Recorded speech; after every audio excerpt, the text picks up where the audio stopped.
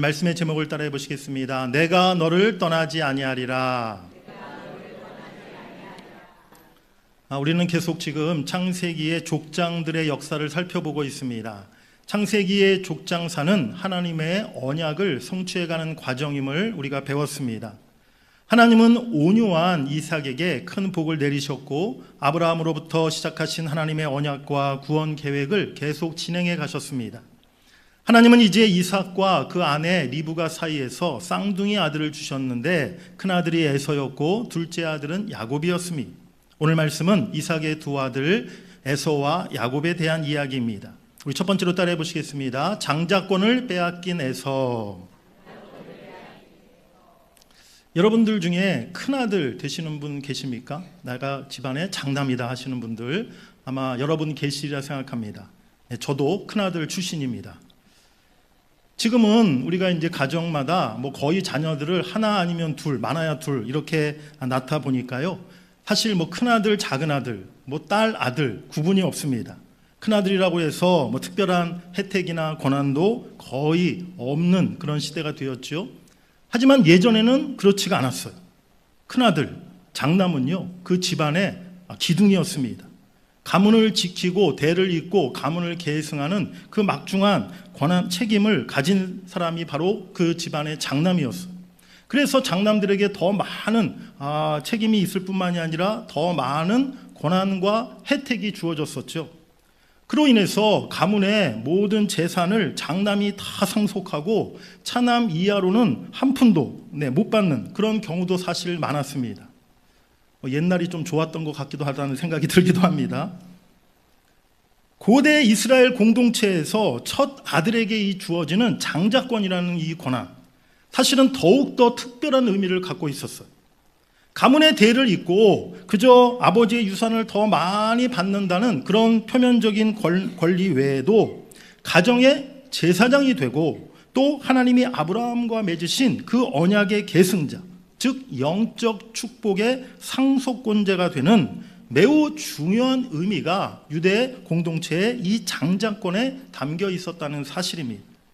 그런데 그 중요한 장자권을 에서가 동생 야곱에게 빼앗겨버리고 말았어요. 하지만 그 내막을 살펴보면 사실 빼앗긴 것이 아니라 스스로 팔아버린 것이었습니다. 어느 날 에서가 사냥하고 돌아와서 배가 몹시 고팠을 때 마침 야곱이 팥죽을 끓이고 있었어요.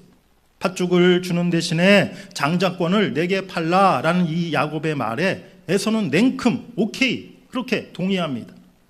지금 내가 배가 고파 죽게 되었는데 이 장자의 명분이 내게 무엇이 유익하리요? 라고 이렇게 말하면서 그 팥죽 한 그릇에 자기의 장자의 명분, 장자권의 축복을 동생 야곱에게 넘겨주었다는 것입니다. 잠깐의 육신적인 만족을 위해서 영원한 유업을 팔아버린 이 에서를 성경은 하나님의 은혜에서 떨어져 나간 사람, 망령된 사람, 속된 사람이라 라고 평가하고 있어요.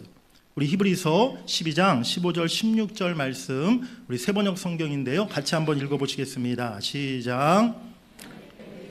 떨어져 나가는 사람이 아무도 없도록 주의하십시오. 음식 한 그릇에 장자권을 팔아넘긴 에서와 같이 망령된 사람이 없도록 주의하십시오. 그렇습니다. 에서는 바로 음식 한 그릇에 장자권의 축복을 팔아넘긴 망령되고 속된 사람, 하나님의 은혜에서 떨어져 나가버린 사람이 되었다는 것입니다. 뒤에 야곱이 비록 아버지를 속이는 방법을 사용하긴 하였지만 형 에서가 받아야 할 그 장자의 축복을 대신 받게 됩니다.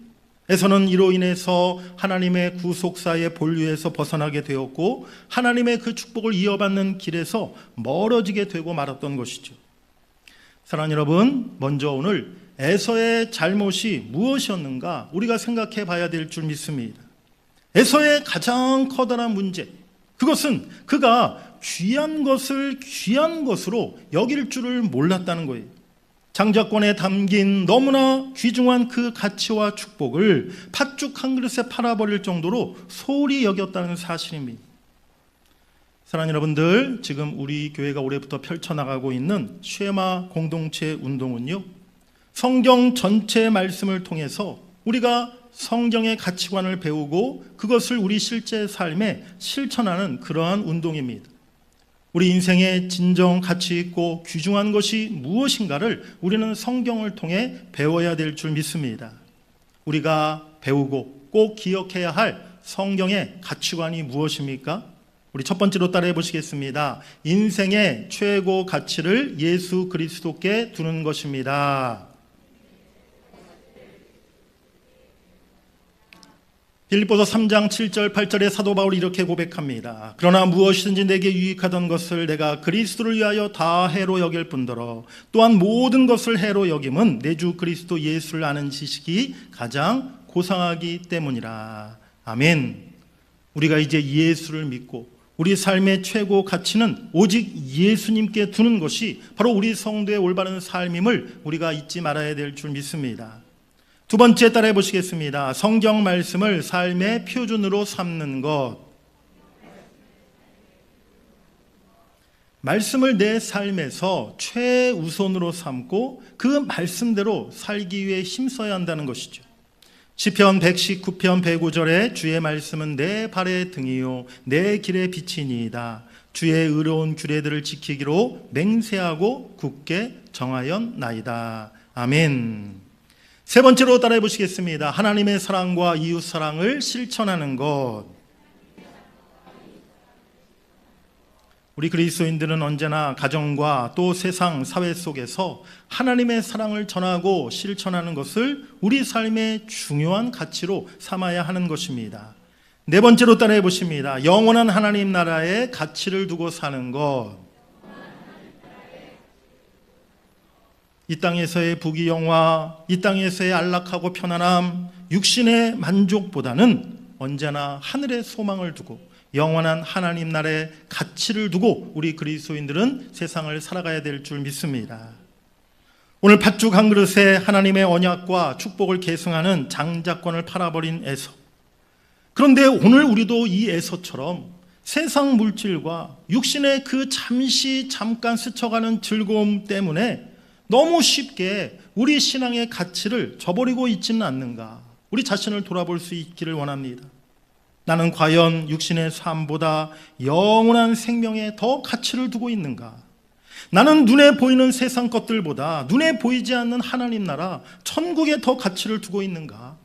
나는 돈이나 물질이나 명예보다 예수 그리스도만을 더 사랑하고 내 삶의 첫 번째 우선순위로 예수님을 삼고 있는가? 오늘 진지하게 내 자신을 돌아볼 수 있기를 원합니다. 오늘 우리는 이 성경 말씀의 에서처럼 바로 이렇게 헛되고 망령된 사람이 되어서는 안 될 줄 믿습니다. 하나님의 은혜에서 떨어져 나가는 사람이 되어서는 안 될 줄 믿습니다. 우리가 이 땅의 가치를 우선하는 것이 아니라 하나님의 나라의 가치를 우선으로 두고 성경적 가치관을 두고 우리가 세상을 살아갈 수 있기를 간절히 원합니다. 이렇게 장자의 명분과 아버지의 축복을 가로챈 야곱은요, 형 에서의 보복이 두려워졌어요. 어머니 리브가가 집을 떠나서 외삼촌 라반이 있는 하란 땅으로 가서 피신하라 알려줬습니다. 그래서 결국 야곱은 정든 고향 브엘세바를 떠나서 외삼촌이 있는 먼 하란을 향해 길을 떠나게 되었어요. 브엘세바에서 하란 땅까지는 거의 900km 가까이 되는 아주 먼 길이었습니다. 그야말로 쫓겨나다시피 고향을 떠나 광야길을 걸어가던 야곱은요, 어느 한 장소에 이르러서 그곳에서 잠을 자려고 돌 하나를 취해 베개로 삼고 하늘을 이불 삼아 잠을 청하였습니다. 그 장소의 원래 이름은 루스라는 곳이었습니다. 야곱은 바로 그곳 루스에서 인생의 대전환점을 맞이하게 됩니다. 하나님이 그곳에서 야곱을 만나주시고 야곱은 바로 그곳에서 하나님을 체험하고 그때부터 그가 완전히 새로운 인생을 살게 되었다는 사실입니다. 이렇게 하나님은 야곱에게 나타나셔서 그에게 너무나 귀한 약속의 말씀을 주시는데요, 오늘 본문에 그 귀한 약속의 말씀이 다 기록되어 있습니다. 하나님께서 야곱에게 주셨던 약속의 말씀 13절, 14절, 15절에 5가지로 나타나고 있습니다. 오늘 이 5가지 약속의 말씀을 야곱뿐만이 아니라 오늘 나에게 주시는 동일한 하나님의 약속의 말씀으로 여러분들이 받으시기를 간절히 바랍니다. 손가락으로, 우리 손가락이 5개 아닙니까? 오늘 하나님이 주신 약속의 말씀이 5가지예요. 하나씩 손가락으로 꼽으시면서 오늘 이 약속의 말씀을 여러분의 약속의 말씀으로 받으시기를 간절히 바랍니다. 하나님의 약속, 첫 번째 약속은요, 따라해 보시겠습니다. 살아계신 하나님. 오늘 본문 13절에 하나님이 야곱에게 말씀하십니다. 나는 여호와니 너의 조부 아브라함의 하나님이요 이삭의 하나님이라. 하나님은 가장 먼저 야곱에게 나타나셔서 하나님이 어떤 하나님이신가를 알려주셨어요. 이 말씀은 야곱이 바로 아브라함과 이삭을 이은 언약의 계승자임을 하나님이 말씀해 주신 것이요, 또한 그 언약이 앞으로도 계속해서 너를 통해 이어질 것임을 오늘 하나님이 가르쳐 주셨다는 것입니다. 나는 아브라함의 하나님이요 이삭의 하나님이요, 그리고 나는 너 야곱의 하나님이 되어주겠다라고 오늘 하나님이 약속하신 것이죠. 사랑하는 여러분, 우리가 믿는 하나님은 아브라함의 하나님, 이삭의 하나님, 야곱의 하나님이심이, 그리고 그 하나님은 지금도 살아계셔서 나의 하나님이 되신다는 사실을 여러분들이 잊지 마시기를 간절히 바랍니다. 두 번째 약속 따라해 보시겠습니다. 약속하시고 성취하시는 하나님. 우리 13, 14절 같이 읽으시겠습니다. 내가 누워있는 땅을 내가 너와 내 자손에게 주리니 내 자손이 땅에 티끌같이 되어 내가 서쪽과 동쪽과 북쪽과 남쪽으로 퍼져나갈지며. 아멘. 이 약속의 말씀은 이제 우리에게 너무 익숙한 그런 내용이죠. 바로 창세기 구속사를 시작하자마자 계속해서 반복되고 있는, 아브라함에게 또 이삭에게 계속 반복해서 주신 하나님의 약속의 말씀이, 하나님이 주신 2가지 약속, 땅에 관한 약속과 후손에 대한 약속이었습니다. 이제 이 약속이 아브라함으로부터 시작해서 이삭을 거쳐 지금 야곱에게까지 이어지고 있는 것입니다. 하나님은 이렇게 분명히 약속하시고 그 약속하신 것을 이루시는 하나님이신 줄 믿습니다. 오늘 우리도 이러한 하나님의 약속을 붙들고 이 세상을 우리가 살아가야 하는 것입니다. 우리에게도 하나님은 하나님 나라 영원한 기업을 주시고 우리뿐만 아니라 우리의 자녀들, 우리 자손들에게도 하나님 나라 기업을 상속받게 하실 줄 믿습니다. 바로 이 약속을 여러분들 굳게 붙드시고 여러분들의 가정과 자녀들을 위해 더욱 기도하시는 여러분들이 되시기를 간절히 바랍니다. 세 번째 약속 따라해 보시겠습니다. 복 주시는 하나님. 14절 하반절에 보면 땅의 모든 족속이 너와 내 자손으로 말미암아 복을 받으리라 하나님이 약속하십니다. 복을 전해주는 사람, 바로 구원과 영생의 복을 전달하는 축복의 전달자, 축복의 통로가 되게 해주시겠다는 약속의 말씀이라는 것이죠.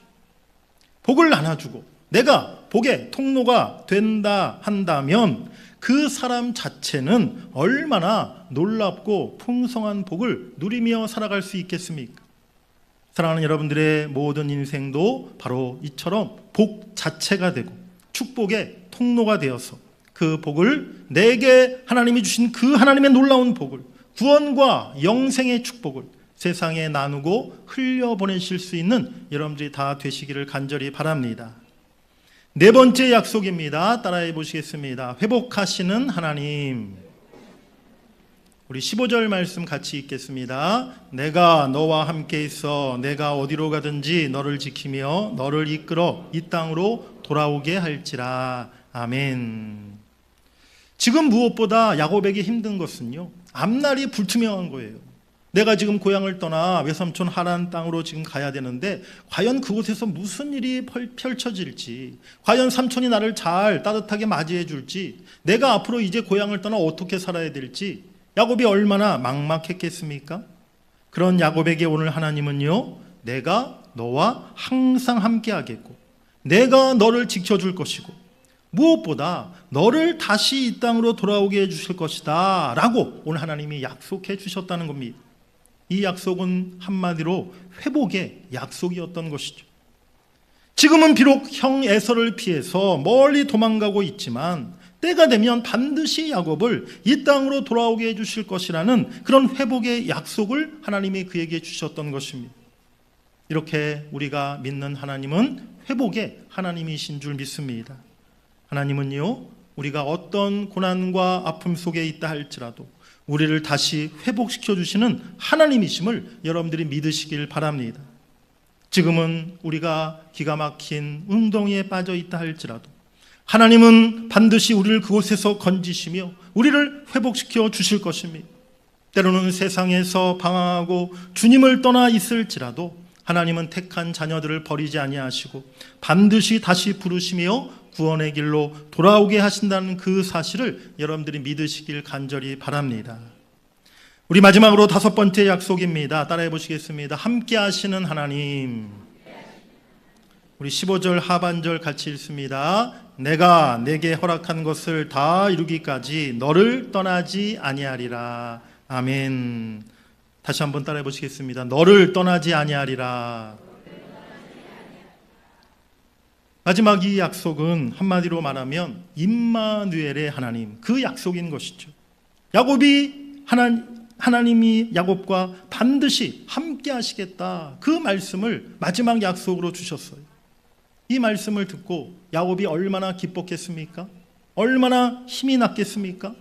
지금 고향을 떠나 가진 것 없이 나 홀로 지금 먼 타향을 향해 나아가고 있는데 만군의 여호와 하나님이 나와 언제나 함께 해주시겠다, 그 말씀을 들었을 때 얼마나 야곱이 용기 백배하고 얼마나 힘과 소망이 넘쳐나게 되었겠습니까?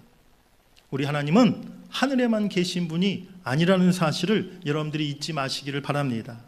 하나님은요, 지금 우리가 살아가고 있는 바로 지금 이곳, 우리의 삶의 현장, 우리의 가정, 우리의 학교, 우리의 일터, 그 모든 곳에 우리와 함께 하시는 분이심을 여러분들이 믿으시길 바랍니다. 바로 이 사실만 우리가 확신하고 살아간다면 우리가 사실 이기지 못할 고난이 무엇이 있겠습니까? 능치 우리가 못할 일이 무엇이 있겠습니까? 물리치지 못할 아픔과 고통이 없게 될 줄 믿습니다. 예수님도 분명히 우리에게 약속해 주셨어요.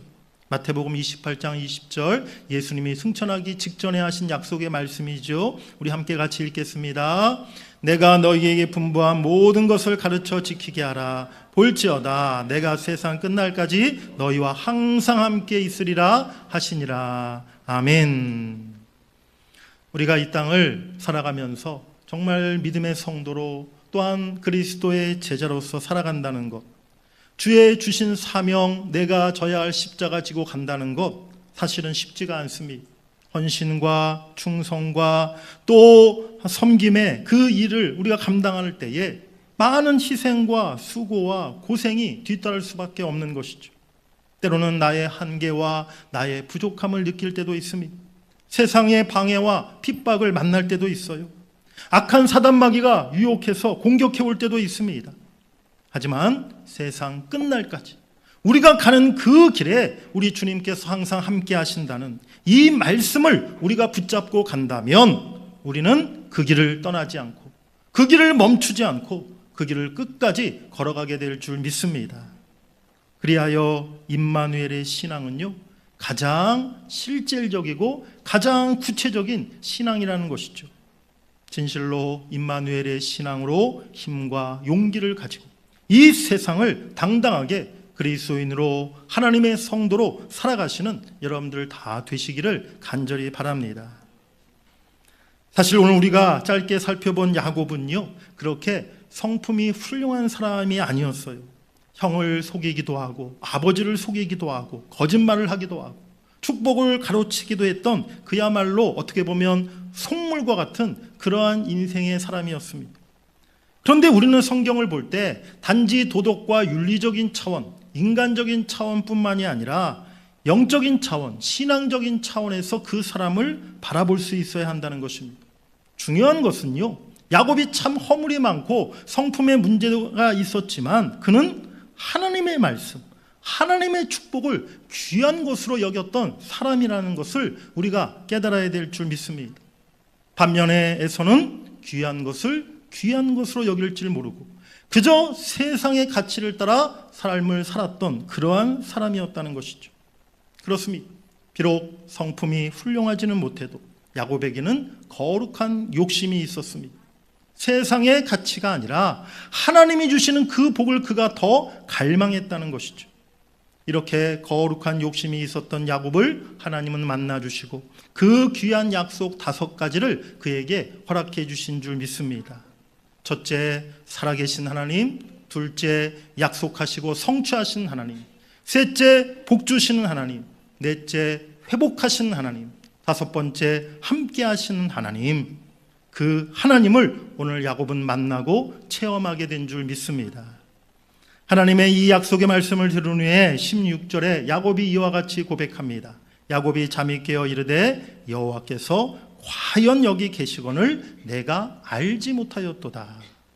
지금 이곳에 함께 계신 하나님을 그가 비로소 만나고 체험하였음을 고백하고 있는 것이죠. 하나님을 만나 이 약속의 말씀을 받은 야곱은 이제 그 땅 루스를 하나님의 집이라 라는 뜻의 이름을 가진 베델이라고 그가 바꿔 부르게 되었습니다. 그 후로 야곱은 평생 이 베델의 경험을 기억하고 살았는데요. 야곱에게 있어서 베델은 언제나 영적인 고향이었고 하나님을 만났던 첫사랑의 장소였어요. 이후에 어려움과 문제가 있을 때마다 야곱은 꼭 베델로 올라가서 하나님을 다시 찾았습니다. 사랑하는 여러분, 오늘 이 시대 교회가 바로 하나님의 집인 줄 믿습니다. 오늘 우리 교회가 여러분의 베델이 될 수 있기를 간절히 바랍니다. 이곳에서 언제나 하나님의 말씀을 듣고 또 하나님을 만나고 하나님이 지금 나와 함께 하심을 체험하는 그 은혜를 누리시는 여러분들이 되시기를 간절히 바랍니다. 예수님이 십자가에 죽으시고 사흘째 되는 날 안식 후 첫날 새벽에 여인들이 향품을 가지고 예수님의 무덤을 찾아갔어요. 무덤을 막고 있던 돌이 굴려 옮겨져 있고 예수님의 시신이 사라져 보이지 않았습니다. 놀라고 근심하고 있을 때 천사가 나타나 여인들에게 말하였어요. 누가복음 21장 5절 6절 말씀 우리 한번 같이 읽어보시겠습니다. 시작. 여자들이 두려워 얼굴을 땅에 대니 두 사람이 이르되 어찌하여 살아있는 자를 죽은 자 가운데서 찾느냐. 여기 계시지 않고 살아나셨느니라. 갈릴리에 계실 때에 너희에게 어떻게 말씀하셨는지를 기억하라. 아멘. 오늘 우리는 부활절을 맞이했습니다. 여러분들 예수님을 어디서 찾고 계십니까? 2000년 전 역사책 속에서 우리가 예수님을 찾고 있는 것은 아닙니까? 예수님이 그저 힘없이 돌아가신 골고다 언덕에서 우리가 예수님을 찾고 있는 것은 아닙니까? 예수님이 마치 부활하지 않으시고 계속 무덤 속에 계신 것처럼 캄캄한 어둠 속에서 방황하며 예수님을 찾고 있는 것은 아닙니까? 사랑하는 여러분, 우리 예수님은요 2000년 전 역사 속에 박제되어 계시는 분이 아니라는 것입니다. 사망 권세에 무릎 꿇으신 분이 아닙니다. 캄캄한 무덤 속에 누워 계시는 분이 아닙니다. 사망 권세를 이기시고 무덤을 깨뜨리고 부활하셔서 모든 이름 위에 뛰어난 이름을 받으시고 지금도 하늘과 땅과 땅 아래에 있는 모든 자들을 다스리시며 하나님 보좌 우편에 앉아 만물을 통치하시는 열방의 통치자 되심을 여러분들이 믿으시길 바랍니다. 그 부활하신 예수님이 오늘 이 자리 여러분의 삶의 모든 자리에 함께 하심을 여러분들이 잊지 마시기를 바랍니다.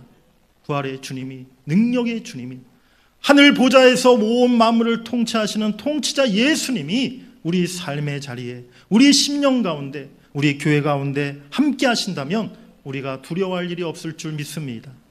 지금도 중동 지역의 전쟁으로 인해서 온 나라가, 참으로 온 세계가 불안과 또 위기를 맞고 있습니다. 앞으로 이 전쟁이 언제 그칠지 몰라 참으로 걱정하며 그렇게 바라보고 있습니다. 하지만 여러분 두려워하지 마시기 바랍니다. 하나님이 지금도 모든 우주 만물 모든 역사를 다스리고 통치하시는 줄 믿습니다. 그 주님 앞에 우리가 기도하며 부활의 주님을 우리가 소망할 때에 부활의 주님께서 모든 이 땅 가운데 평화를 주시고 전쟁을 그치게 하시고 또 우리의 삶에도 진정한 생명으로 또 은혜로 날마다 임하실 줄 믿습니다. 사랑하는 여러분, 여러분의 베델에서 날마다 하나님을 만나고 또 하나님이 여기 나와 함께 하심을 체험하면서 부활의 주님과 그렇게 승리하는 삶을 살아가시는 여러분들이 되시기를 주의 이름으로 간절히 축원합니다.